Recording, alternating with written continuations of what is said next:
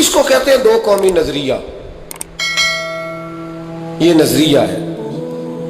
اسی کی بنیاد پر پاکستان بنا تھا کہ ہندو ایک الگ قوم ہے، مسلمان ایک الگ قوم ہے، ان کا اٹھنا بیٹھنا کھانا پینا ہم سے بالکل علیحدہ ہے اور ہمارا ان سے بالکل علیحدہ ہے. طرز زندگی، طرز معاشرت، معیشت کہیں ملتی نہیں ہندوؤں سے مسلمانوں.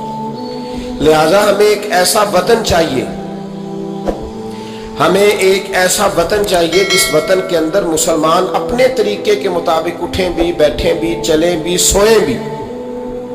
نماز پڑھنے کے لیے وطن نہیں بنایا گیا کہ ہم نے اذانیں دینی ہیں، نمازیں پڑھنی ہیں، جماعتیں کرانی ہیں. یہ کام ہندوستان میں آج بھی ہوتا ہے. وہاں مسجدوں میں اذان بھی ہوتی ہے، جماعت بھی ہوتی ہے، تلاوت بھی ہوتی ہے، مدارس بھی ہیں، مساجد بھی ہیں، عربی ادب بھی ہے، سارا کچھ ہے. وہ پریشان کرتے ہیں، اس سے قطع نظر کرتے ہیں، وہ تکلیف دیتے ہیں، لیکن پابندی نہیں ہے. یہ سارے کام وہاں بھی. پاکستان نماز کے لیے نہیں بنا، پاکستان تلاوت کے لیے فقط نہیں بنا، پاکستان نبی پاک کے نظام کے لیے بنا ہے کہ کچہری میں حضور کا دین نافذ کیا جائے گا، اسمبلی میں نبی پاک کا دین نافذ کیا جائے گا. حضرت عمر فاروق رضی اللہ تعالیٰ عنہ کے طریقوں کے مطابق حکمران اس ملک کو چلائیں گے. اس لیے پاکستان بنایا گیا تھا. اب تو کوئی یہ نعرہ نہیں نہ لگاتا، کوئی جماعت بھی یہ نعرہ نہیں لگاتی جتنی سیاسی جماعتیں ہیں. حالانکہ پاکستان کا نعرہ آج بھی ہر آدمی کو پتا ہے کہ پاکستان کا مطلب کیا؟ لا الہ الا اللہ محمد رسول اللہ صلی اللہ تعالی علیہ. لیکن کوئی بھی سیاسی جماعت اب اس نعرے کو لگانے کو تیار، بلکہ اس نعرے سے کامتے ہیں سیاسی حکمران. ان کو ڈر آتا ہے، ان کو پتا ہے کہ جب پاکستان کا ترجمہ لا الہ الا اللہ محمد رسول اللہ ہوگا تو سب سے پہلے ہمارے لیے مشکل بنے. ہمیں سب سے پہلے احتساب کے کڑے مراحل سے گزرنا پڑے. دیکھیں نا، جمہوریت کے لیے اگر پاکستان بنا تھا تو جمہوریت تو میں ہمیشہ کہتا ہوں ہندوستان کی جمہوریت آج بھی پاکستان سے بڑی مستحکم ہے. ایک دفعہ بھی وہاں ڈکٹیٹر کی حکومت نہیں آئی.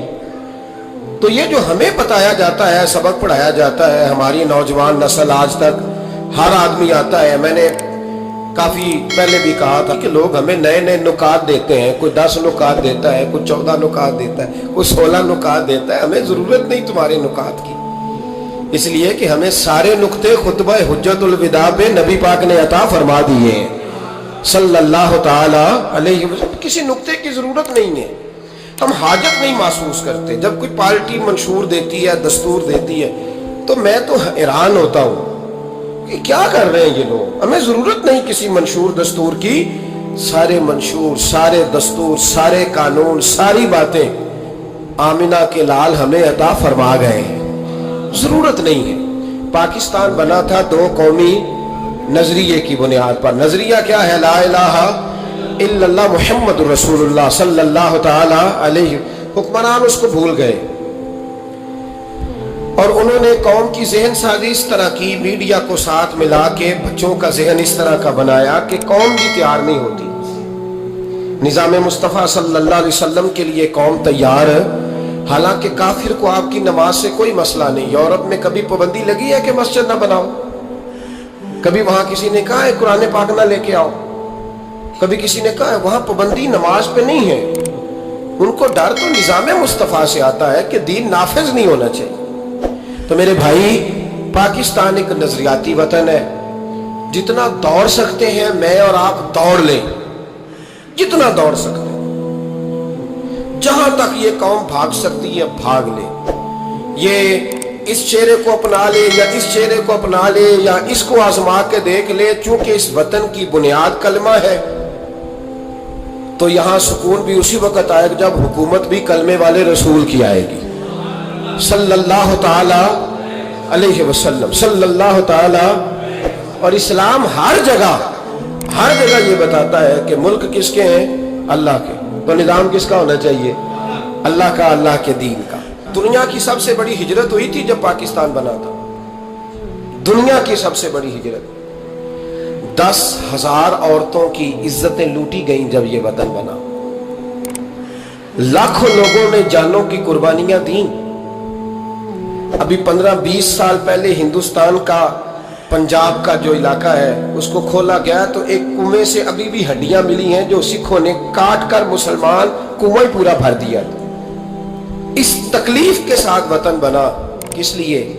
जमहूरियत के लिए, हुक्मरानों के लल्ले तलल्ले के लिए, इनकी बड़ी कारों जीपों और मर्सिडीज के लिए, इसलिए कि यहाँ रोज नया बिल आएगा, आज गवर्नर राज है तो आज फलां है तो आज फलां है। ये सारी हुकूमतें अगर वही कानून जो अंग्रेज का बना हुआ है और वही सारी दफात जो आपके यहाँ नाफज है वही हिंदुस्तान में नाफज है तो बताया जाए फिर वतन क्यों बनाया गया था, फिर क्या जरूरत थी? ये सारे काम तो वहां भी हो रहे हैं। इसलिए मेरे भाई वतन के नजरिए को समझे। वतन बना था ला इलाहा इल्लल्लाह मुहम्मद रसूलुल्लाह सल्लल्लाहु अलैहि वसल्लम। और इकबाल जो बानिए पाकिस्तान है, जो मुसव्विरे पाकिस्तान है, जो तस्वीर देने वाले हैं पाकिस्तान, उनसे किसी ने कहा था क्यों पाकिस्तान बनाना चाहते हो? हम जो एक मिल्लत जो है हिंदुस्तानी एक मिल्लत है, कौम है, तो क्या जरूरत है? तो इकबाल कहने लगे अपनी मिल्लत पर कयास अक़वाम मगरिब से न कर, खास है तरकीब में कौम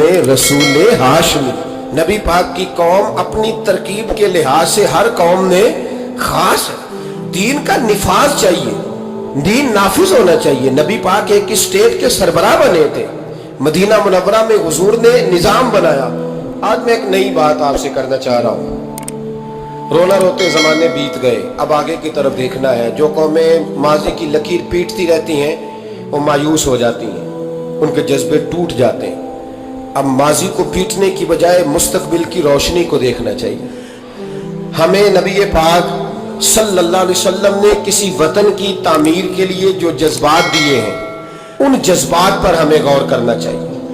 हुक्मरान तो जो कर रहे हैं वो तो कर ही रहे हैं और जो वो करेंगे वो भी सबको नजर आ रहा है और हमें समझ लग रही है कि आइंदा भी क्या होने जा रहा है, हमने क्या करना है। एक जुमला मैं कहने लगा हूं, अगर किसी को तकलीफ हो तो मुझे खुशी होगी।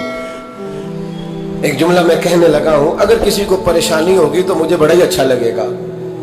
किसी बड़े आदमी को परेशानी होगी तो मुझे खुशी होगी। वो जुमला क्या है वो सुन लें। ये मुल्क हुक्मरानों का नहीं है, ये मुल्क अवाम का है।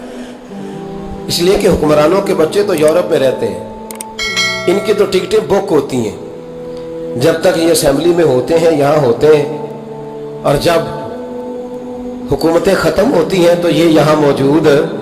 इन सब के तो बाहर कारोबार है, रिहाइशें हैं, औलादे हैं। तो ये वतन किसका है? पाकिस्तान वतन किसका है?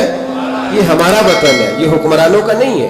देखे ना, घर उसका है जिसने घर के अंदर रहना है, जिसने घर में रहना नहीं उसका वतन हमने रहना है, हमारी नस्लों ने रहना है। हमारे माँ बाप रहे, हम रह रहे हैं, हमारी आने वाली नस्लें रहेंगी, तो वतन फिर किसका हुआ? हमारा।